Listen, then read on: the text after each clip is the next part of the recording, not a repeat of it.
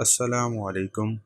تاریخ صرف فتوحات گنتی ہے، دسترخوان پر پڑے انڈے، جیم اور مکھن نہیں۔ یہ 1973 کی بات ہے۔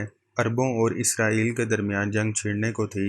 ایسے میں ایک امریکی سینیٹر ایک اہم کام کے سلسلے میں اسرائیل آیا۔ وہ اسلحہ کمیٹی کا سربراہ تھا۔ اسے فوراً اسرائیل کی وزیر اعظم گولڈا میئر کے پاس لے جایا گیا۔ گولڈا میئر نے ایک گھریلو عورت کی مانند سینیٹر کا استقبال کیا اور اسے اپنے کچن میں لے گئی۔ یہاں اس نے امریکی سینیٹر کو ایک چھوٹی سی ڈائننگ ٹیبل کے پاس کرسی پر بٹھا کر چولہے پر چائے کے لیے پانی رکھ دیا اور خود بھی وہیں آ بیٹھی۔ اس کے ساتھ اس نے طیاروں، میزائلوں اور توپوں کا سودا شروع کر دیا۔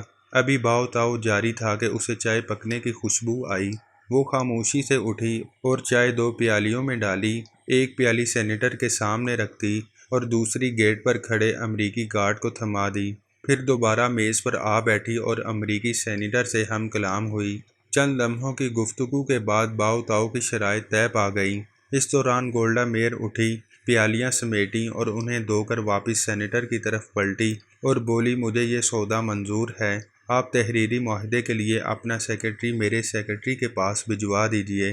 یاد رہے کہ اسرائیل اس وقت اقتصادی بحران کا شکار تھا، مگر گولڈا میئر نے کتنی سادگی سے اسرائیل کی تاریخ میں اسلحے کی خریداری کا اتنا بڑا سودا کر ڈالا۔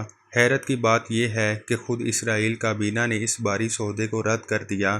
اس کا موقف تھا، اس خریداری کے بعد اسرائیلی قوم کو برسوں تک دن میں ایک وقت کے کھانے پر اکتفا کرنا پڑے گا۔ گولڈا میئر نے ارکان کابینہ کا موقف سنا اور کہا، آپ کا خدشہ درست ہے، لیکن اگر ہم یہ جنگ جیت گئے اور ہم نے عربوں کو پسپائی پر مجبور کر دیا تو تاریخ ہمیں فاتح قرار دے گی، اور جب تاریخ کسی قوم کو فاتح قرار دیتی ہے تو وہ بھول جاتی ہے کہ جنگ کے دوران فاتح قوم نے کتنے انڈے کھائے تھے اور روزانہ کتنی بار کھانا کھایا تھا، اس کے دسترخوان پر شہد، مکھن، جیم تھا یا نہیں، اور ان کے جوتوں میں کتنے سوراخ تھے یا ان کی تلواروں کے نیام پھٹے پرانے تھے۔ فاتح صرف فاتح ہوتا ہے۔ گولڈا میئر کی دلیل میں وزن تھا، لہٰذا اسرائیلی کابینہ کو اس سودے کی منظوری دینا پڑی۔ آنے والے وقت نے ثابت کر دیا کہ گولڈا میئر کا اقدام درست تھا، اور پھر دنیا نے دیکھا اسی اسلحے اور جہازوں سے یہودی عربوں کے دروازے پر دستک دے رہے تھے۔ جنگ کے ایک عرصہ بعد واشنگٹن پوسٹ کے نمائندے نے گولڈا میئر کا انٹرویو لیا اور سوال کیا، امریکی اسلحہ خریدنے کے لیے آپ کے ذہن میں جو دلیل تھی وہ فوراً آپ کے ذہن میں آئی تھی یا پہلے سے حکمت عملی تیار کر رکھی تھی؟ گولڈا میئر نے جو جواب دیا وہ چونکا دینے والا تھا۔ وہ بولی، میں نے یہ استدلال اپنے دشمنوں یعنی مسلمانوں کے نبی سے لیا تھا۔ میں جب طالبہ تھی تو مذاہب کا موازنہ میرا پسندیدہ موضوع تھا۔ انہی دنوں میں نے محمد صلی اللہ علیہ وسلم کی سوانح حیات پڑھی۔ اس کتاب میں مصنف نے ایک جگہ لکھا تھا، جب محمد صلی اللہ علیہ وسلم کا وصال ہوا تو ان کے گھر میں اتنی رقم نہیں تھی کہ چراغ جلانے کے لیے تیل خریدا جا سکے، لہٰذا ان کی اہلیہ حضرت عائشہ صدیقہ رضی اللہ عنہا نے ان کی زیرہ گروی رکھ کر تیل خریدا، لیکن اس وقت بھی محمد صلی اللہ علیہ وسلم کے حجرے کی دیواروں پر 9 یا 7 تلواریں لٹک رہی تھیں۔ میں نے جب یہ واقعہ پڑھا تو میں نے سوچا کہ دنیا میں کتنے لوگ ہوں گے جو مسلمانوں کی پہلی ریاست کی کمزور اقتصادی حالت کے بارے میں جانتے ہوں گے، لیکن مسلمان آدھی دنیا کے فاتح ہیں۔ یہ بات پوری دنیا جانتی ہے، لہٰذا میں نے فیصلہ کیا کہ اگر مجھے اور میری قوم کو برسوں بھوکا رہنا پڑے، پختہ مکانوں کی بجائے خیموں میں زندگی بسر کرنا پڑے، تو بھی اسلحہ خریدیں گے، خود کو مضبوط ثابت کریں گے اور فاتح کا اعزاز پائیں گے۔ گولڈا میئر نے اس حقیقت سے تو پردہ اٹھایا، مگر ساتھ ہی انٹرویو نگار سے درخواست کی اسے آف دی کیمرہ رکھا جائے اور شائع نہ کیا جائے۔ وجہ یہ تھی کہ مسلمانوں کے نبی کا نام لینے سے جہاں اس کی قوم اس کے خلاف ہو سکتی ہے، وہاں دنیا میں مسلمانوں کے موقف کو تقویت ملے گی۔ چنانچہ واشنگٹن پوسٹ کے نمائندے نے یہ واقعہ حذف کر لیا۔ وقت دھیرے دھیرے گزرتا رہا، یہاں تک کہ گولڈا میئر انتقال کر گئی اور وہ انٹرویو نگار بھی عملی صحافت سے الگ ہو گیا۔ اس دوران ایک اور نامہ نگار امریکہ کے 20 بڑے نامہ نگاروں کے انٹرویو لینے میں مصروف تھا۔ اس سلسلے میں وہ اسی نامہ نگار کا انٹرویو لینے لگا جس نے واشنگٹن پوسٹ کے نمائندے کی حیثیت سے گولڈا میئر کا انٹرویو لیا تھا۔ اس انٹرویو میں اس نے گولڈا میئر کا واقعہ بیان کر دیا جو سیرت نبوی صلی اللہ علیہ وسلم سے متعلق تھا۔ اس نے کہا کہ اب یہ واقعہ بیان کرنے میں اسے کوئی شرمندگی محسوس نہیں ہو رہی۔ گولڈا میئر کا انٹرویو کرنے والے نے مزید کہا، میں نے اس واقعے کے بعد جب تاریخ اسلام کا مطالعہ کیا تو میں عرب بدوؤں کی جنگی حکمت عملیاں دیکھ کر حیران رہ گیا، کیونکہ مجھے معلوم ہوا کہ وہ طارق بن زیاد جس نے جبرالٹر جبل الطارق کے راستے اسپین فتح کیا، اس کی فوج کے آدھے سے زیادہ مجاہدوں کے پاس پورا لباس نہیں تھا۔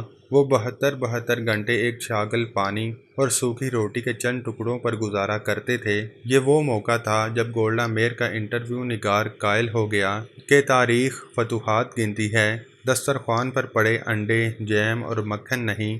گولڈا میئر کے انٹرویو نگار کا اپنا انٹرویو جب کتابی شکل میں شائع ہوا تو دنیا اس ساری داستان سے آگاہ ہوئی۔ یہ حیرت انگیز واقعہ تاریخ کے دریچوں سے جھانک جھانک کر مسلمانان عالم کو جھنجھوڑ رہا ہے، بیداری کا درس دے رہا ہے، ہمیں سمجھا رہا ہے کہ ادڑی آباؤں اور پھٹے جوتوں والے گلا بان 1400 برس قبل کس طرح جہاں بان بن گئے۔ ان کی ننگی تلوار نے کس طرح 4 براعظم فتح کر لیے۔ اگر پرشکوہ محلات، عالیشان باغات، زرق برق لباس، ریشم و کم خواب سے آراستہ و پیراستہ آرام گاہیں، سونے چاندی ہیرے اور جواہرات سے بری تجوریاں، خوش ذائقہ کھانوں کے انبار اور کھنکھناتے سکوں کی جنکار ہمیں بچا سکتی تو تاتاریوں کی ٹڈی دل افواج بغداد کو روندتی ہوئی معتصم باللہ کے محل تک نہ پہنچتی۔ وہ تاریخ اسلام کا کتنا عبرتناک منظر تھا جب معتصم باللہ آہنی زنجیروں اور بیڑیوں میں جکڑا چنگیز خان کے پوتے ہلاکو خان کے سامنے کھڑا تھا۔ کھانے کا وقت آیا تو ہلاکو خان نے خود سادہ برتن میں کھانا کھایا اور خلیفہ کے سامنے سونے کی تشتریوں میں ہیرے اور جواہرات رکھ دیے۔ پھر معتصم سے کہا، جو سونا چاندی تم جمع کرتے تھے اسے کھاؤ۔ بغداد کا تاجدار بے چارگی و بے بسی کی تصویر بنا کھڑا تھا، بولا، میں سونا کیسے کھاؤں؟ ہلاکو نے فوراً کہا، پھر تم نے یہ سونا چاندی جمع کیوں کیا تھا؟ وہ مسلمان جسے اس کا دین ہتھیار بنانے اور گھوڑے پالنے کے لیے ترغیب دیتا تھا، کچھ جواب نہ دے سکا۔ ہلاکو خان نے نظریں گھما کر محل کی جالیاں اور مضبوط دروازے دیکھے اور سوال کیا، تم نے ان جالیوں کو پگھلا کر تیر کیوں نہ بنائے؟ تم نے یہ جواہرات جمع کرنے کی بجائے اپنے سپاہیوں کو رقم کیوں نہ دی تاکہ وہ جانبازی اور دلیری سے میری افواج کا مقابلہ کرتے؟ خلیفہ نے تعصب سے جواب دیا، اللہ کی یہی مرضی تھی۔ ہلاکو نے کڑک دار لہجے میں کہا، پھر جو تمہارے ساتھ ہونے والا ہے وہ بھی خدا کی مرضی ہوگی۔ پھر ہلاکو خان نے معتصم باللہ کو مخصوص لبادے میں لپیٹ کر گھوڑوں کی ٹاپوں تلے رون ڈالا، بغداد کو قبرستان بنا ڈالا۔ ہلاکو نے کہا کہ آج میں نے بغداد کو صفحہ ہستی سے مٹا ڈالا ہے اور اب دنیا کی کوئی طاقت اسے پہلے والا بغداد نہیں بنا سکتی۔ تاریخ تو فتوحات گنتی ہے، محل، لباس، ہیرے جواہرات، لذیذ کھانے نہیں۔ اگر ہم ذرا سی بھی عقل و شعور سے کام لیتے تو بر صغیر میں مغلیہ سلطنت کا آفتاب کبھی غروب نہ ہوتا۔ اندازہ کرو، جب یورپ کے چپے چپے پر تجربہ گاہیں اور تحقیقی مراکز قائم ہو رہے تھے، تب یہاں ایک شہنشاہ دولت کا سہارا لے کر اپنی محبت کی یاد میں تاج محل تعمیر کروا رہا تھا۔ جب مغرب میں علوم و فنون کے بم پھٹ رہے تھے، تب یہاں تانسین جیسے گویے نئے نئے راگ ایجاد کر رہے تھے۔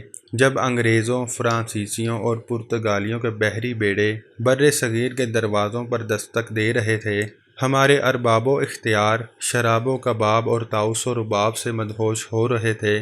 تن آسانی، عیش کوشی اور عیش پسندی نے ہمیں کہیں کا نہیں چھوڑا۔ ہمارا بوسیدہ اور دیمک زدہ نظام بکھر گیا، کیونکہ تاریخ کو اس بات سے کوئی غرض نہیں ہوئی کہ حکمرانوں کی تجوریاں بری ہیں یا خالی، شہنشاہوں کے تاج میں ہیرے جڑے ہیں یا نہیں، درباروں میں خوش آمدیوں، مراسیوں، طبلہ نوازوں اور وظیفہ خوار شاعروں کا جرمٹ ہے یا نہیں۔ یاد رکھیے، تاریخ کو صرف کامیابیوں سے غرض ہوتی ہے اور تاریخ عذر قبول نہیں کرتی۔ افسوس، صد افسوس، سیرت نبوی صلی اللہ علیہ وسلم سے ایک یہودی عورت نے تو سبق حاصل کر لیا، مگر مسلمان اس پہلو سے نا آشنا رہے۔ سائنس و ٹیکنالوجی، علوم و فنون پر دسترس رکھنے کی بجائے لا حاصل بحثوں اور غیر ضروری کاموں میں مگن رہے، چنانچہ زوال ہمارا مقدر ٹھہرا۔ تاریخ بڑی بے رحم ہوتی ہے۔ آخر میں ہم آپ کو علامہ اقبال کا ایک واقعہ سناتے ہیں۔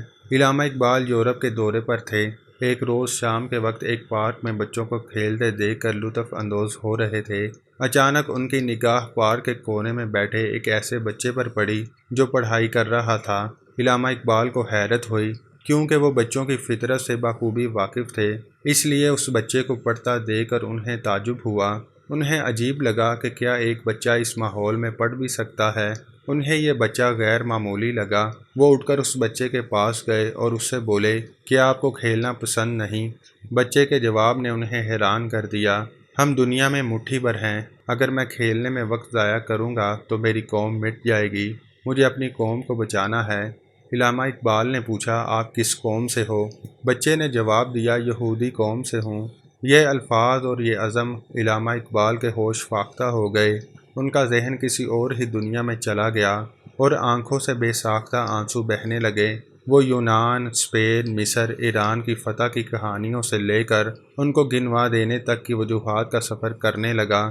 شاید دل چیخ رہا ہوگا کہ ہماری قوم اور ہمارے بچوں کا کیا بنے گا؟ میں تم میں شاہین ڈھونڈ رہا ہوں، لیکن عقاب تو یہودی گھروں میں پل رہے ہیں۔ حقیقت خرافات میں کھو گئی، یہ امت روایات میں کھو گئی۔ آج کی ویڈیو بس یہیں تک تھی۔ اگر آپ کو یہ ویڈیو پسند آئی ہے تو لائک اور شیئر کریں اور ہمارے چینل معلومات کا سفر کو سبسکرائب کریں۔ اللہ حافظ۔